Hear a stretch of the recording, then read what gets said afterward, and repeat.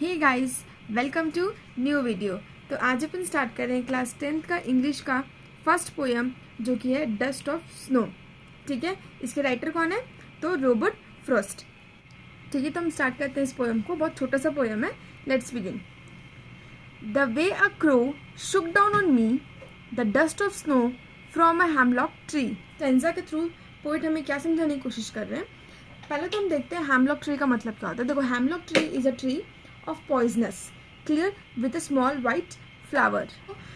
Poet हमें बोलते हैं कि जैसे ही वो हैमलॉक ट्री के नीचे से गुजरते हैं तो एक क्रो जो कि हैमलॉक ट्री में बैठा होता है, तो वो पोएट के ऊपर क्या करता है? अ डस्ट ऑफ स्नो का शावर करता है।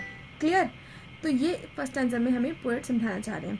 सेकंड में बोलते हैं, has given my heart a change of mood and saved some part of a day I had rued. तो पोएट कहते हैं जैसे ही वो डस्ट ऑफ स्नो उनके ऊपर आके गिरता है तो जो उनका मूड होता है, क्लियर, जो उनका मूड होता है वो क्या होता है? चेंज हो जाता है। मीन्स अभी तक जो वो सैड थे, डिप्रेस्ड थे, अब वो क्या हो जाते हैं? जॉयफुल हो जाते हैं, मतलब खुश हो जाते हैं। क्लियर? तो इससे क्या होता है, जो उनका अभी आधा दिन तो जो गुजर गया था किसमें? सैडनेस में, अब वो आधा दिन बच गया उनका। अब वो क्या करेंगे? हैप्पीली रहेंगे उस आधे दिन में। क्लियर? तो देखो, तो जो डस्ट ऑफ स्नो है is a short beautiful poem about how a tiny movement in a nature can instantly change a person mood।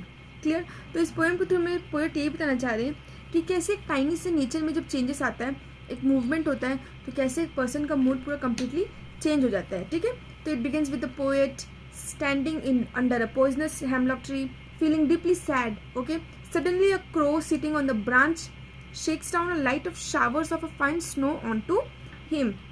This cold, unexpected touch acts as a sudden wake-up call, or immediately lifting his dark depression and filling his heart with joy।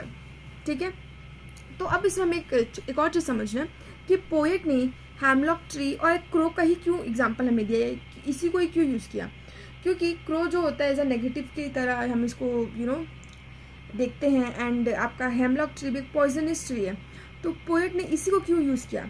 तो देखो, by choosing the crow and the hemlock tree, which are usually symbols of bad luck and sadness, the forest beautifully teaches us that the nature has a quite power to heal our minds through the most ordinary things, saving the rest of our day from being wasted in regret।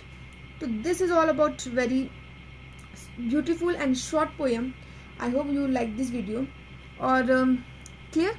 So thank you so much for watching this video and do subscribe our channel for upcoming videos। Thank you. Bye.